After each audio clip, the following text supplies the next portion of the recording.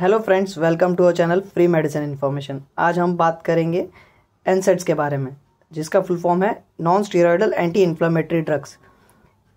पहला है एस्पिरिन, दूसरा है एसिटामिनोफेन, तीसरा है आइबुप्रोफेन, चौथा है नेप्रोक्सिन, पांचवा है मेफेनामिक एसिड, छठा है इंडोमिथाजिन, सातवां है इटोडोलेक, आठवां है पायरोक्सिकेम, नौवां है मेलोक्सिकेम, 10वां है डाइक्लोफिनेक, 11वां है साइक्लोफिनेक, 12वां है इटरकॉक्सिब, 13वां है कीटोरोलेक, 14वां है निमेसुलाइड।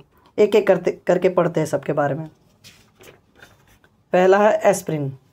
एस्पिरिन का एग्जाम्पल लेते हैं तो एस्पिरिन का एग्जाम्पल है डिस्प्रिन। डिस्प्रिन में 325 mg ऑफ एस्पिरिन रहता है। एस्पिरिन को ही एसिटाइल सैलिसिलिक एसिड कहते हैं।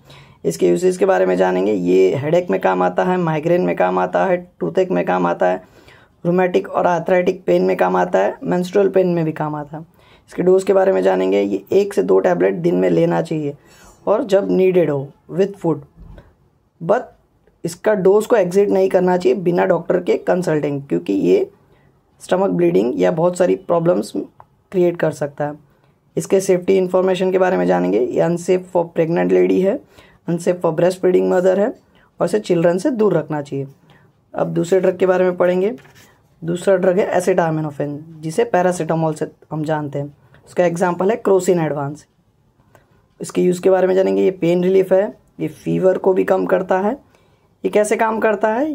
Bye blocking chemical messengers that causes pain and fever. Chemical messengers है प्रोस्टाग्लैंडिन को, ये उसके रिलीज को ब्लॉक करता है। अब डोज के बारे में जाएँ। Adult and children over 12 years को 1 से 2 टैबलेट दिन में 3 बार देना चाहिए।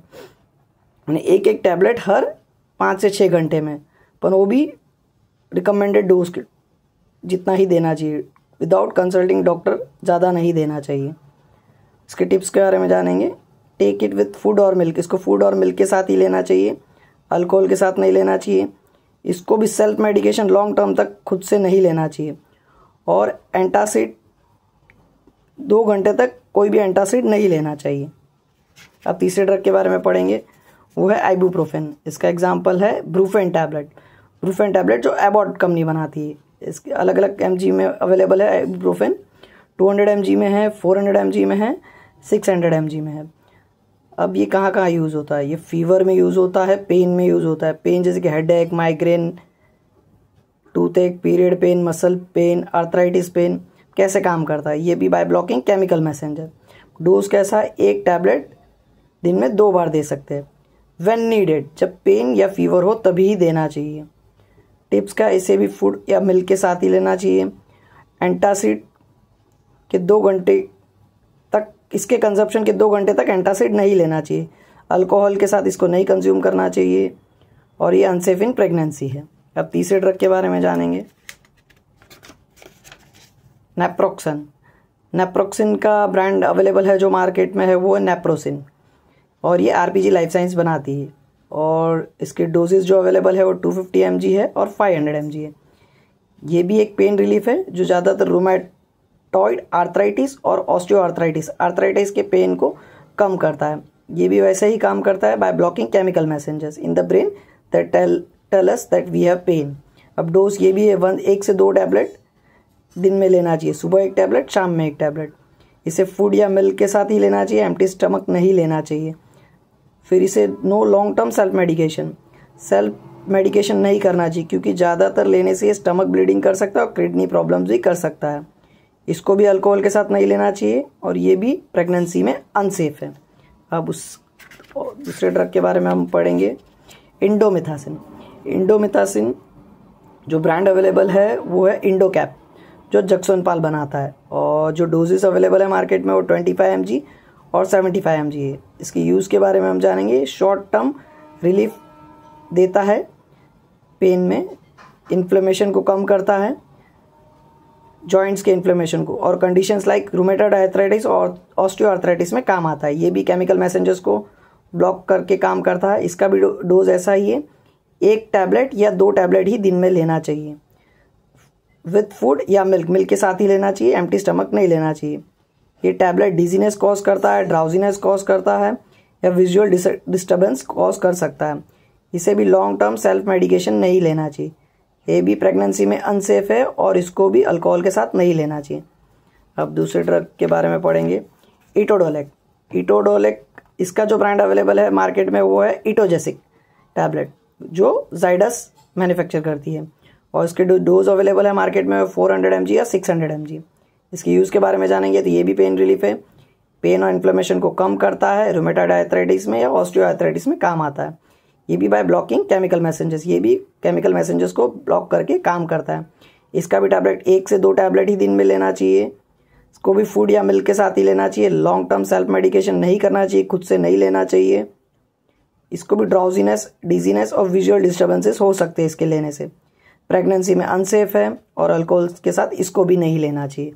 अब आगे बढ़ते हैं दूसरे ड्रग की तरफ, जो है पायरोक्सिकैम। पायरोक्सिकैम का जो ब्रांड अवेलेबल है मार्केट में वो है पायरोक्स DT, जो सिप्ला मैन्युफैक्चर करती है, और उसका जो डोज अवेलेबल है मार्केट में वो 20 mg। ये भी एज अ पेन रिलीफ काम करता है, इन्फ्लेमेशन को और पेन को कम करता है। ये एक्यूट पेन में काम आता है, जैसे ऑस्टियोआर्थराइटिस के पेन में काम आता है और रूमेटॉइड आर्थराइटिस के पेन में काम।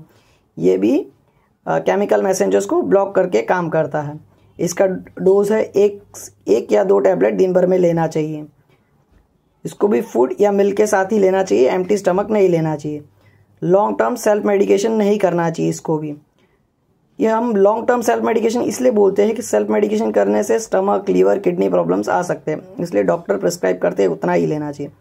इससे डिजीनेस, ड्राउजीनेस भी आती है। डिजीनेस, ड्राउजीनेस से क्या होगा कि अगर आदमी ड्राइव कर रहा होगा, कोई काम कर रहा होगा तो वहाँ प्रॉब्लम आ सकती है।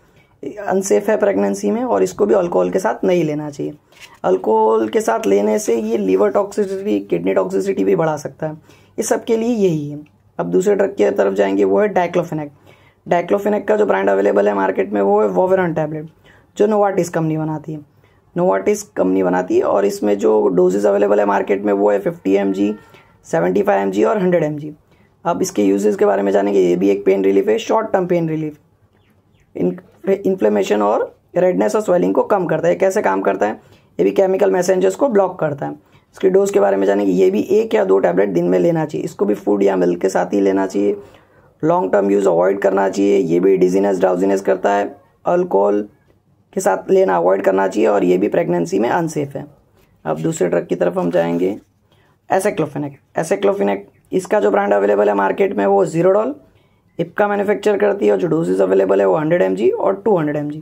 ये भी पेन रिलीफ यूज़ होता है, शॉर्ट टर्म पेन रिलीफ है। ये भी इन्फ्लेमेशन और स्वेलिंग को कम करता है। ये भी वैसे ही केमिकल मैसेंजर्स को ब्लॉक करके काम करता है। इसका भी डोज 1 या 2 टैबलेट दिन में लेना चाहिए, वो एज डॉक्टर प्रिस्क्राइब। इसको भी फूड या मिल्क के साथ लेना चाहिए, एम्प्टी स्टमक नहीं लेना चाहिए। ये भी डिजीनेस, ड्राउजीनेस कॉज करता है। इसको भी अल्कोहल के साथ नहीं लेना चाहिए। लॉन्ग टर्म सेल्फ मेडिकेशन नहीं करना चाहिए, क्योंकि kidney, liver, heart problems create कर सकता है। आगे दूसरे ड्रग के बारे में पढ़ेंगे, वो है इटरॉकोक्सिब। इटरॉकोक्सिब का जो ब्रांड अवेलेबल है मार्केट में वो न्यूकोक्सिया, जाइडस कैडिला से मैन्युफैक्चर करती है। और ब्रांड जो डोजेज अवेलेबल है मार्केट में वो है 60 mg, 90 mg और 120 mg। ये भी as a pain relief use होता है। ये पेन एसोसिएटेड विद जॉइंट्स के लिए यूज़ होता है, गाउट में यूज़ होता है, अर्थराइटिस में यूज़ होता है, या आफ्टर डेंटल सर्जरी में भी यूज़ होता है। ये भी केमिकल मैसेंजर्स को ब्लॉक करके काम करता है। इसका जो डोज है वो भी दिन में 1 या 2 टैबलेट लेना चाहिए। इसको भी फूड या मिल्क के साथ लेना चाहिए, एम्प्टी स्टमक नहीं लेना चाहिए। इसको लेने के बाद बीपी मॉनिटर करते रहना चाहिए, कि बीपी को अफेक्ट करता है। ये भी प्रेगनेंसी में अनसेफ है, और इसको भी अल्कोहल के साथ नहीं लेना चाहिए। और दूसरे मेडिसिन की तरफ हम जाएंगे, एनसेट, वो कीटोरोलेक। जो ब्रांड अवेलेबल है मार्केट में वो है कीटोरोल DT, जो इसे मैन्युफैक्चर करती है डॉक्टर रेड्डी है, और उसका डोज जो अवेलेबल है वो 10 mg है। ये मॉडरेट टू सीवियर पेन में यूज़ कर सकते हैं। इसे पोस्ट ऑपरेटिव पेन में भी यूज़ कर सकते हैं। Pain due to musculoskeletal injury, यानी मस्कुलोस्केलेटल इंजरी हुई हो, उसमें भी यूज़ कर सकते हैं। ये भी by blocking the release of chemical messenger वैसे काम करता है। इसका भी डोज 1 या 2 टैबलेट दिन भर में लेना चाहिए। इसको भी फूड या मिल्क के साथ ही लेना चाहिए, एम्प्टी स्टमक नहीं लेना चाहिए। ये भी डिजीनेस, ड्राउजीनेस करता है। इसको भी अल्कोहल के साथ नहीं लेना चाहिए, और ये भी प्रेगनेंसी में अनसेफ है। नेक्स्ट ड्रग की तरफ जाएंगे, वो है निमेसोलाइड। निमेसोलाइड का जो ब्रांड अवेलेबल है मार्केट में वो है निसिप, जो सिप्ला मैन्युफैक्चर करती है, और इसका डोज जो अवेलेबल है मार्केट में वो है 100 mg। ये भी एज अ पेन रिलीफ है। ये बहुत सारे पेन्स में काम आता है, फीवर को भी कम करता है। ये भी पोस्ट ऑपरेटिव पेन में भी काम आता है, पीरियड पेन में भी काम आता है। ये भी by blocking release of chemical messenger इसी तरह काम करता है। इसका डोज भी 1 या 2 टैबलेट दिन भर में लेना चाहिए एज डॉक्टर प्रिस्क्राइब। इसको भी फूड या मिल्क के साथ ही लेना चाहिए। इसको भी अल्कोहल के साथ नहीं कंज्यूम करना चाहिए। ये भी अनसेफ है प्रेगनेंसी में, और long term self medication avoid करना चाहिए। ये थे सारे एनसेड ड्रग्स। Thank you.